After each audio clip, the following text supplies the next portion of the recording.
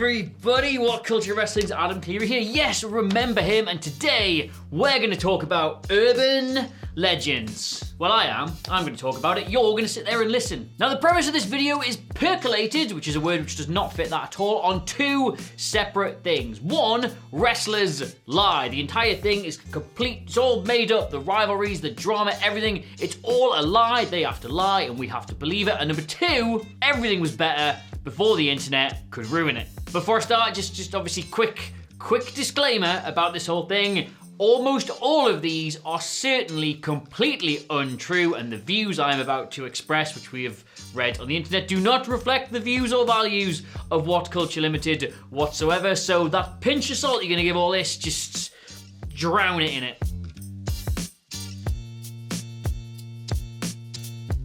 Number 10, Randy Savage punched Hulk Hogan before WrestleMania 9. So an actual fact for you, undisputably, is that Hulk Hogan had a big black eye before WrestleMania 9. Another fact for you is that WWE claimed this was because he'd been running along the beach doing Hogan stuff and got into an accident with a jet ski. What is not a fact, and remains an urban legend to this day, is that Randy Savage found out that his wife, Miss Elizabeth, had run off to stay with her friend Linda, who was very good friends with Hulk Hogan, and when he found out about this, to use some regional dialect from Newcastle upon Tyne, braid him all hour. Now you can sort of see how that rumour happens. There's some real life stuff going on behind the scenes. It's two men getting into a thing over a woman, and then he comes out to wrestle him a few days later with a big black eye. You understand how that rumour happens. But as my colleague Michael Sidgwick has very, very dutifully pointed out in the article on which this video is based, surely if he had already done that, then he would have mentioned it during his rap career. And if you're sitting there going, whose rap career, Adam? Randy Savage's. Hollywood Hulkster, you're at the end of your rope, I'ma kick you in the butt and wash your mouth out with soap. Now, as Sidgwick correctly points out, if you've already absolutely lashed this lad all over the pavement, you probably mention that when you're doing a diss track in your later life. Or at least I would, anyway. Number 9, WWE made a green Kane outfit. Everybody had this in their school, didn't they? Every single person had this in their school every year. Kane was gonna join DX. That's what it said on wrestlingwhispers.net or whatever that website was back in the day. Kane was going to join DX, and they'd made a black and green Kane outfit, and it's going to be so cool when that happens. We all heard it, and we got close. We had the whole X-Pac and Kane thing, and there was a whole DX got back together with Triple H, and they were going to get him in, but then they turned on him, and that's where the whole X-Pac heat thing eventually ended up coming from. It never quite happened, but it was always close enough to happening that it was a believable rumour. And the thing is, you got to think back then, 1997, Kane's red and black thing was, if ever it was cool, it was definitely cool and eerie and quite scary back then. He had his little head tilt, he had his you weren't sure if he was, that was another urban legend, wasn't it? That he was actually burned under all of that. And of course, as time rolled on, all got ruined, as indeed everything does. But for a brief moment, around the turn of the millennium, we all believed we were gonna get that green and black Kane gear. And you know what?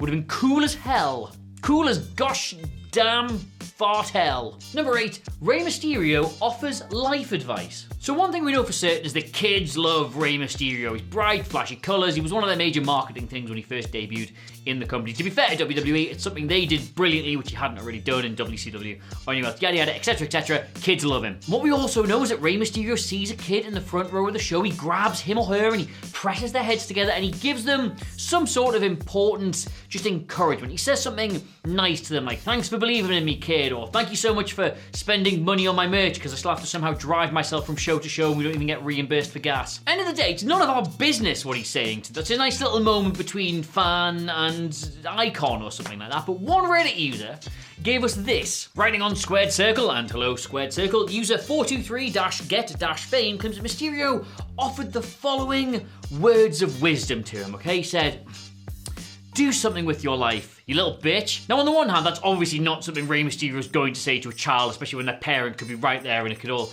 kick off. But on the other hand, that is pretty much a neat summation of the entire storyline he's had with his own son in the company. So, Number 7, Sid Squirrel. So this wasn't in my school. The older boys had this one because he was a bit sort of before our time. But Sid, right? Sid used to laugh a lot, didn't he? Now, wasn't that because A, he was this terrifying, unhinged maniac who was laughing about the pain and the punishment he was about to dole out to some unsuspecting fool? Or was it also, very sensibly, that he had a squirrel in his shorts and it was just, you know, Teeheeing? Well, the urban legend is that it was the latter, that he did indeed have a pet squirrel, which in fairness, lots of wrestlers have corroborated over the years. Apparently he really did have a pet squirrel, but the urban legend is that some nights he would stuff the thing into his wrestling trunks and it would just go ham on his ham. Probably now is as good a time as any to just remind you that this is urban legends. Not for a second am I saying that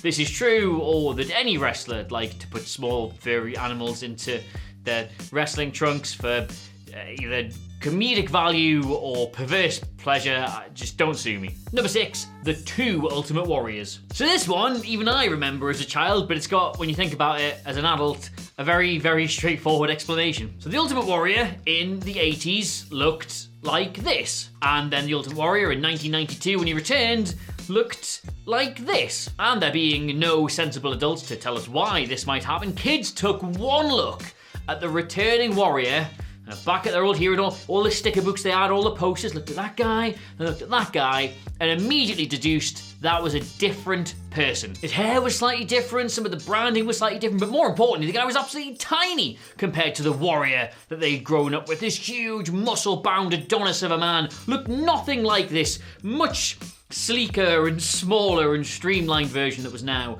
on their television. So that cannot simply ever possibly be the same person.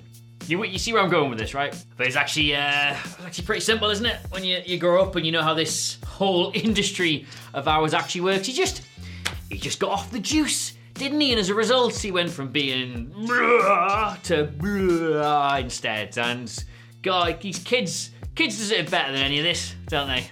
Oh well. Number 5, the second Ultimate Warrior death hoax. Actually does say quite a lot about the lasting impression Ultimate Warrior left on many children in the late 80s and early 90s. There's just so many of these rumours about him specifically. Now, first of all, there was that one that sometime between SummerSlam 1991 and WrestleMania 8, or WrestleMania 8 and SummerSlam 1991, I can't be bothered to work that one out, that he died and been replaced by the Texas Tornado, but you couldn't tell on television because of all the face paint. It was an elaborate ruse. But this is the best one, and if you're about to hear this and you are from a younger demographic, let's say you're not even in your 20s yet, and you're going to hear this and think, how on earth could people believe this? Were they completely stupid? Well, 2, no, the internet wasn't a thing, but 1, also crucially, yes. At a match, the opponents and the locations vary, but the most consistent version of this is in a match in the Philippines, somewhere, Ultimate Warrior attempted to gorilla press Andre the Giant, got him all the way up, but so heavy was Andre and so tight with the bangles around his biceps that both his arms burst, exploded, and he died of internal bleeding. So WWF quietly just replaced him with another generic muscle head wrestler, and that was the end. They quietly buried the whole thing and him. Did that happen? Absolutely not in a million years. Of course it didn't happen, but for years, many wrestling fans, including yours truly, both heard and believed that, because why not? Number 4, Christian owns a slave. Just want to start this one by saying, no, he doesn't. So the story, the completely untrue story, which I must stress again is completely untrue, Christian or Christian's legal team, if you're watching, it is not true, is that Christian went to Malaysia, he obviously didn't, bought a slave, he didn't, and tried to bring that slave back to the United States, he didn't, for slavery purposes, which he didn't because there's just didn't. It's just, from start to finish, this an absolutely brilliant bit, because it ended up on a fairly notable aggregator site in like 2012, but it was attributed to ProWrestling.net, which you immediately do not know if it had been Meltzer or it had been like any of the major sort of outlets, you would have immediately dismissed that because you could have gone and found it dead easily. But ProWrestling.net just works so well. And the thing is, the way they did it was by making the story part of another story. The idea was that WWE was trying to get Christian to do a storyline in which he used a slave, and he'd been told off for doing that by a made-up person from some anti-slavery organization. But within that story, it mentioned that he had previously tried to bring someone into the United States who he had purchased in Malaysia for the purposes of being a slave. Now, obviously, the story about WWE trying to do that, you believe that straight away. Of course they would. The tone deaf, yeah, of course they try and do that. So it's with the fact it's within that Christian tried to do it, and you're like, wow, really? How did I not know that? And it worked so well, it spawned so many other things, and it kind of seeded itself in the brains of a very small percentage of wrestling fans, even as late as sort of like 2012, 2013, when the internet should have quashed this straight away. Like, apparently there was a whole thing, the reason Christian does this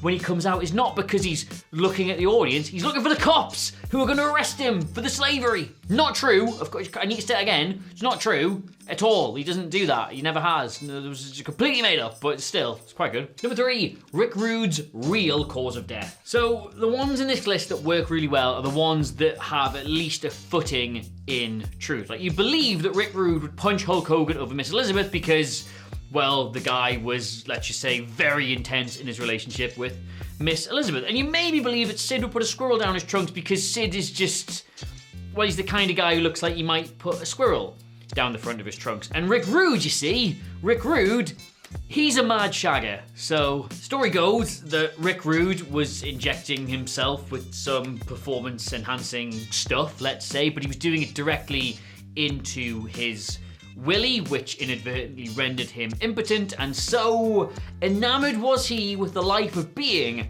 a mad shagger that the inability to perform that role in life rendered him so depressed he took his own life. That's the story. Now, there have been several other wrestlers who knew and worked with Rude, like Honky Tonk Man and Hannibal, who have been asked about this, who have perpetuated this myth, who have not done everything they could to dismiss it.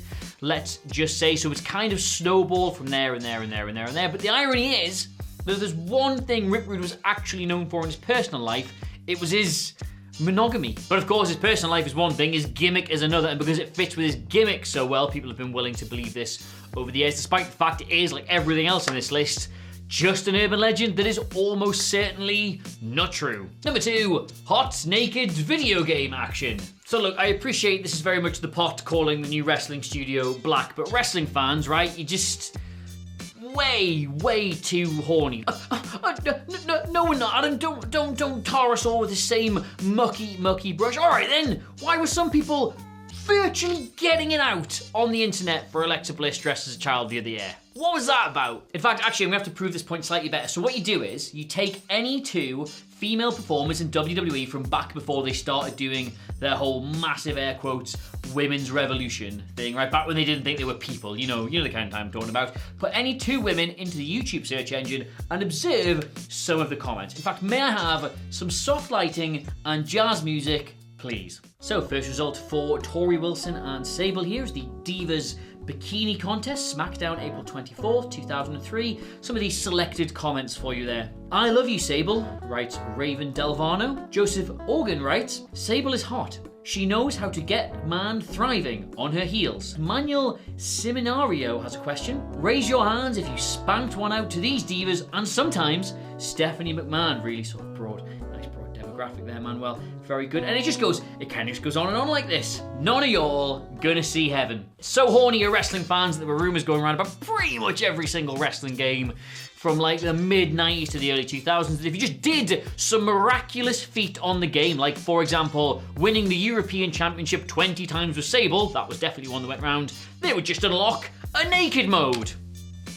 And we all tried it. Number 1, the sleaze thread. General. None other than Tony Khan, yes, your pal and mine, started the infamous sleaze thread on that message board back in the day. Should point out, he never contributed to it, he didn't throw anybody under the bus, but he did apparently start that thread. Now, full disclosure, a lot of it, I would probably go on to say about 80 to 90% of it, I truly believe is just made up hearsay, like absolute speculation, misremembered shoot interviews, and just stuff people made up because they thought it was incredibly funny. But even if that is 90% of it, that still leaves 10% of an otherwise very hefty list, which is entirely, or at least partially, true. Did Virgil really lob his cock out on Pat Patterson's desk to get a job?